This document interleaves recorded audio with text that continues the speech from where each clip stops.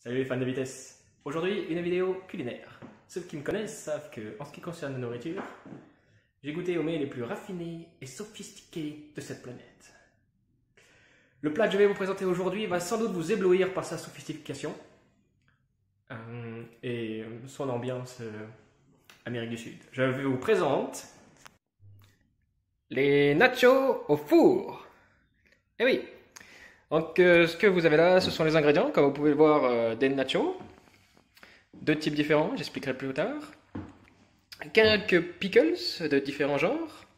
C'est au choix de tout un chacun. Du chili, très important si vous aimez les choses épicées, comme moi. Tomates, oignons, le fromage, extrêmement important. Avocat, pour le fameux guacamole. Un citron vert, pour le dit guacamole. Citron, ouais, c'est tout bien. Et un Philadelphia, parce que c'est pas mal, quoi. J'aime bien. Dans un premier temps, vous voulez étaler une première couche de nachos sur votre plat qui ira ensuite dans le four. Mais non, je suis con. La première chose que vous voulez faire, c'est faire préchauffer votre four. Ça prend des plombes. Alors, comme vous pouvez le voir, je l'ai déjà bien préchauffé. Une fois que vous avez cette fine couche, surtout vous n'en mettez pas plus, parce que nous allons étaler une couche de fromage. En fait, les nachos, c'est un peu comme un millefeuille, mais salé. Vous vous demandez sans doute pourquoi est-ce qu'il y a deux styles. Eh bien parce que moi, je les aime épicés et ma copine ne les aime pas épicés. Voilà. J'espère que c'est clair. Il me semble que c'est une explication qui se sustend à elle-même. Voilà. Une fois que vous avez fait votre première couche de nachos, il faudrait que vous découpiez ces ingrédients. Et comme ceci. Et voilà. C'est merveilleux, je ne m'y suis repris qu'à 5 fois. Donc maintenant, la technique, c'est de faire une couche de fromage au-dessus des nachos. L'idée, c'est que si vous avez coupé finement votre fromage, il fondra mieux pendant la cuisson. Vous rajoutez aussi des oignons, des tomates et des pickles. Et boum, les pickles. Donc c'est un bon exemple de recette qui s'adapte à votre porte-monnaie quelque part. C'est-à-dire que les pickles, si vous n'avez pas envie d'en mettre, c'est pas nécessaire.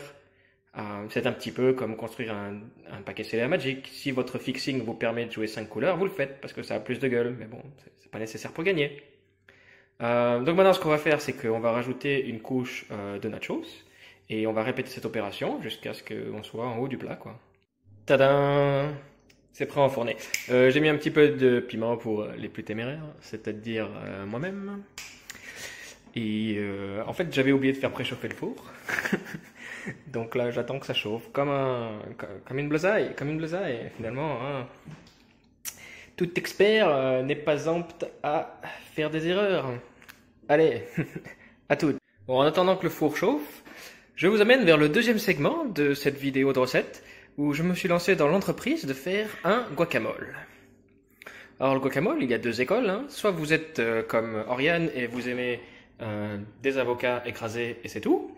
Soit vous êtes comme moi et vous mélangez un petit peu de tout ce qui vous passe par la tête jusqu'à obtenir quelque chose qui vous plaît. C'est un petit peu comme le reste de cette recette, finalement, ça fait appel à votre créativité. Du coup, pour moi, ce sera avocat, sauce soja, tomate, oignon, piment, plus de piment, citron vert et de l'huile d'olive. Faut écraser tout ça avec une fourchette. Et voilà, et pas beau mon Graal. Et voilà, j'ai enfourné. Mais il n'y a plus qu'à attendre. Les longs sanglots de notre enfance. Regardez, ça crépite. Voilà, c'est bien. Quand le fromage a cette gueule-là, normalement on peut le sortir. Et voilà les fans de vitesse, le résultat tant escompté.